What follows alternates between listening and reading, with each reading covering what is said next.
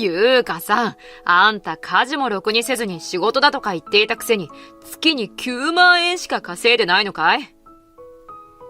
休みの日、家にいた私たち夫婦に、義母はいやらしい表情を浮かべていった。エリートの旦那に寄生する極つぶしは、この家には必要ないね。今すぐ離婚しな。私と夫は、揃って目を丸くして顔を見合わせる。お母さん、何のことですか？すると義母は一枚の用紙を手にして嫌みったらしく言った。引き出しにあったあんたの給与明細を見たんだ。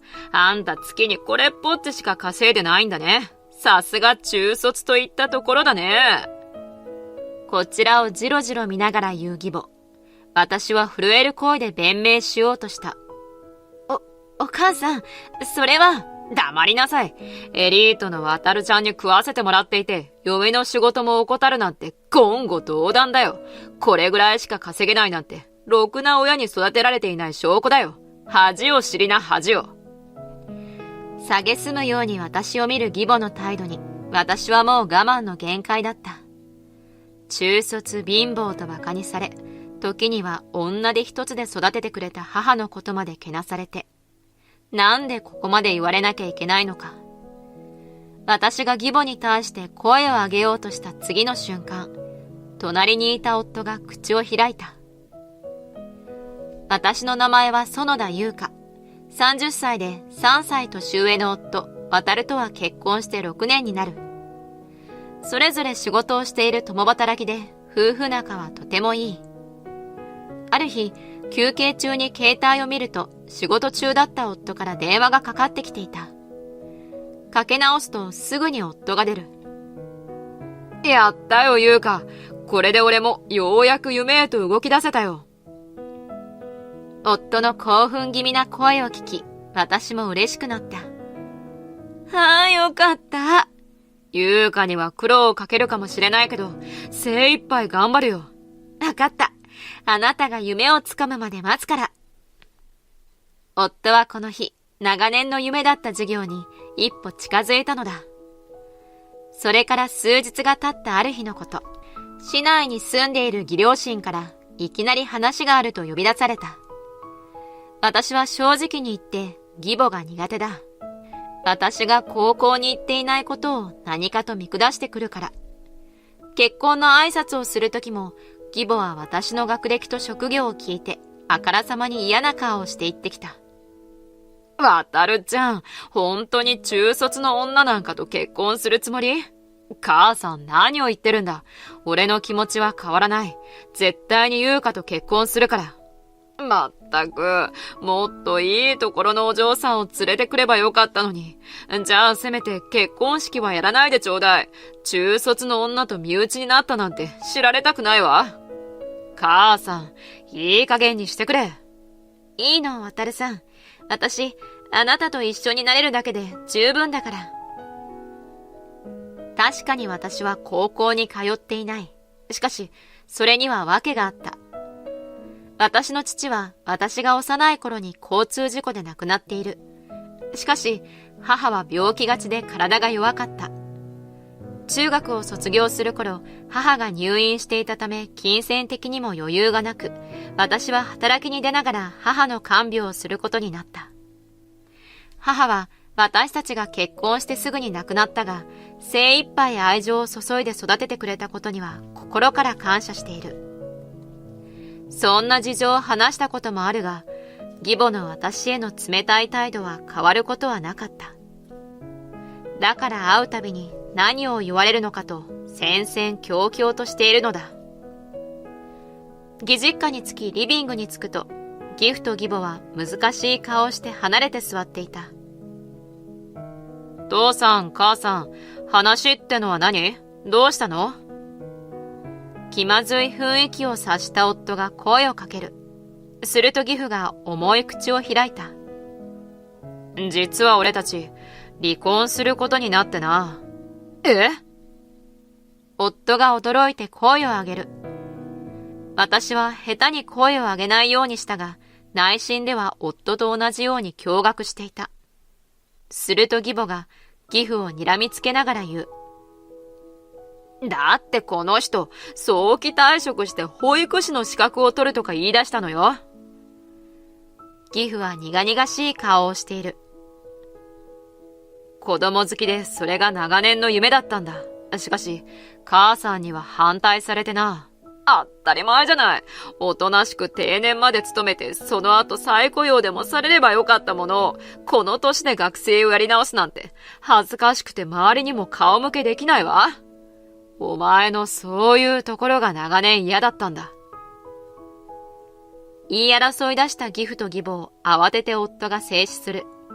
わかったから、二人とも意思は変わらないんだな。ええ、もうこの人とはやっていけません。義母はそっぽを向き、義父も吐き捨てるように言った。それはこっちのセリフだ。もうこいつとは一緒にいられない。わかったよ。二人が決めたことならば仕方ないだろう。夫は困り顔でそう言い、私たちは義実家を後にした。帰り道、少し寂しそうな表情をした夫がつぶやく。まったく、自分の親が熟年離婚とは驚いたよ。残念ね。これからどうなるのかしら。私はそう言いながらも、どこかで嫌な予感がしていたのだった。それから1週間後、休日に夫と家にいるとインターホンが鳴る。え、お母さん？夫が慌てて玄関に行くと、そこには大きな旅行カバンを持った義母が笑顔で立っていた。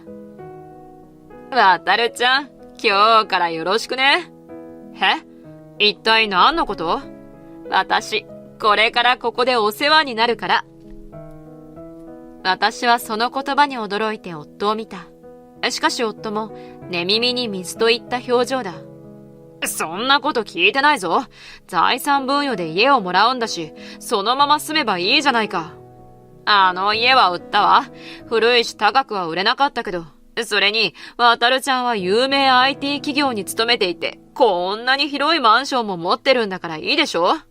母さん、そんなこと言ったって。離婚して行き場がない私を追い返すの？わたるちゃんまで私を邪魔者扱いするなんて。玄関先で大げさに泣き真似する義母を、夫はどうしたらいいかわからないという顔で見ている。わたるさん、とりあえず上がってもらって。いたたまれなくなった私が義母を家に上がらせる。しかし、これが間違いだった。この日から義母は無断で私たちの家に住み着くようになった。半ば無理やり同居生活をスタートしたが、義母は想像通り何もせず、私に家事を押し付けてくる。しかも、そのやり方が気に食わないと、またネチネチと責めてくるのだ。ちょっと優香さん、洗濯物の干し方がなってないわよ。これで問題ないと思いますが。口答えしない。これだから中卒は使い物にならないわね。すみません。しかし、義母は夫の前では私に優しく接する。夫がいないときは途端に態度を表変させ、私に何度も嫌味を言う。ある日、私が疲れて仕事から帰ると、腕を組んだ義母が待ち構えていた。ちょっと優香さん、いつも思ってたけど、あなた嫁のくせに主人の朝食も準備せず出ていくなんて、どういうつもり？私はおずおずと弁明する。私の仕事は朝早いんです。しかし義母は鼻で笑って言った。生意気言うんじゃないよ。中卒でケーキ屋くらいでしか働けないくせに。確かに私は高校に行っていないし、ケーキ屋で働いていますが、そんな言い方は。まったく、一流大卒でエリートの渡るちゃんと中卒のあんたが結婚したことも気に入らないのに、嫁の仕事までおろそかにするんじゃないよ。義母のあまりの勢いに、私はいつも通り何も言えなくなった。すみません。これだから貧乏な家で育った女は嫌なんだよ。親からろくなしつけも受けてないんだから。吐き捨てるように言うと、義母はリビングで堂々と寝転がりながらテレビを見始める。私は黙って夕食の用意をしながら涙ぐんだ。その後も義母の嫌味は前よりもエスカレートし、中卒なことだけでなく、大好きな母のことまで馬鹿にされるようになっていった。お母さん、言い返さなくてごめんなさい。傷つき、陰で泣くことも増えていたが、夫は仕事が大変な時期だったため、どうしても相談できずにいた。そんな日々を送っていた頃、夫も私も休みで家にいると、なぜか勝ち誇ったような顔の義母が現れて、意気揚々と私を責め始めた。ゆうかさん、あんた家事もろくにせずに仕事だとか言っていたくせに、月に9万円しか稼いでないのかい？え？私は驚いて声を上げる。義母はいやらしい表情を浮かべて言う。エリートの旦那に寄生する極つぶしは、この家には必要ないね。今すぐ離婚しな。私と夫は揃って目を丸くして顔を見合わせる。お母さん、何のことですか？すると義母は一枚の用紙を手にして嫌みったらしくひらひらさせながら続けた。引き出しにあったあんたの給与明細を見たんだよ。あんた月にこれっぽっちしか稼いでないんだね。さすが中卒といったところだね。こちらをじろじろ見ながら言う義母。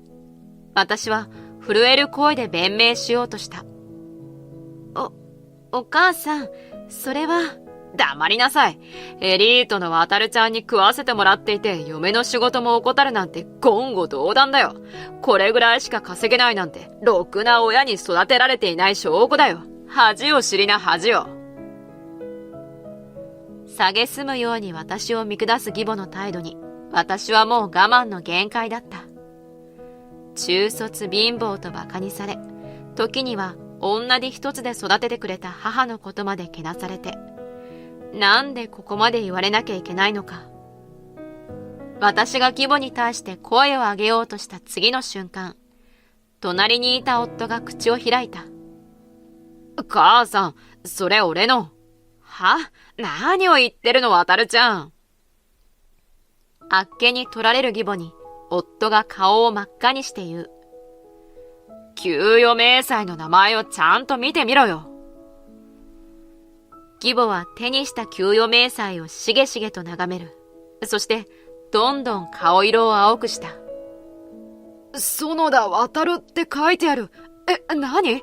どういうことよ。慌てる義母に、夫は静かな声で事情を語り始めた。ああ、見ての通り、それは俺の先月分の給与明細さ。だから、どういうことよ。エリートの渡るちゃんが月収9万円って、一流大学を出て、有名 IT 企業で働いているはずでしょ？義母は、口から泡を吹かんばかりに夫に食ってかかる。母さんがここに転がり込んでくる直前に、俺は退職しているんだ。ずっとゲームを作る仕事がしたくて、そのために仕事を辞めて、今は勉強のためにゲーム会社でバイトしながら起業の準備をしている。そんなエリートの渡るちゃんがバイトだなんて、ゲームを作る？そんな馬鹿げたことを。呆然とする義母は、はっと気を取り直したように言った。じゃあ、生活費はどうしてたのよ。あなたたち、こんな広いところに住んで裕福な暮らしをしているじゃない。夫は義母の言葉を受けて冷静な声で言った。それは、これまですべて優香が支えていたんだ。はあ？驚愕する義母に私は静かに言った。渡さんから仕事を辞めてゲーム会社を作りたいと言われた時は驚きましたが、それが彼の昔からの夢だったことは知っていたので了承したんです。だって、中卒のケーキ屋勤めがどうやって。すると、夫が驚いたように言う。母さん、優香は賞を何度も受賞している有名パティシエで経営者だ。はあ？自分の店を持っているし、人気が出て支店だっていくつもあるんだよ。私は夫の言葉にうなずき、義母に声をかける。